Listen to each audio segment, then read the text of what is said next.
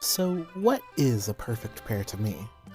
Well, I'll just say that this is not necessarily a quote, console's perfect fit as some blue border boy might be so inclined to discuss, though admittedly many may fall under that label.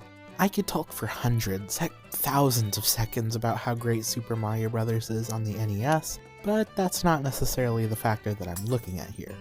To me, a perfect pair is a pair of two pieces of media that you simply couldn't imagine without one another. It could be a game and another game, a game and its console, or a game and some other more external piece of media. Things that just fit together perfectly and very possibly wouldn't have seen nearly the same success that they ended up with.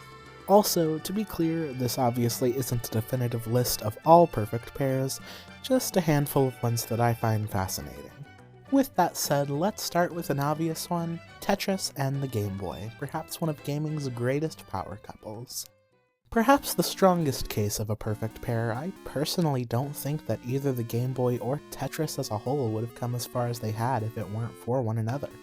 Prior to the release of the Game Boy Color, the original Game Boy had sold upwards of 64 million units worldwide, and Tetris for that system reached over half that at 35 million units, leaving the NES version in the dust at a comparatively measly 4 million. I find that the existence of the NES version especially highlights the importance of the Game Boy version and why it pairs so well with that system. Though they have some differences, the NES and Game Boy versions of Tetris are more or less the same experience. Although Tetris on the NES is the most popular version in competitions, I always see this game associated with that original Game Boy. And although the game being packed in with the system certainly had something to do with that, I think that in and of itself was a huge factor as to why many people got into the Game Boy to begin with. Tetris is a game that's perfectly tailored for that pick up and play style.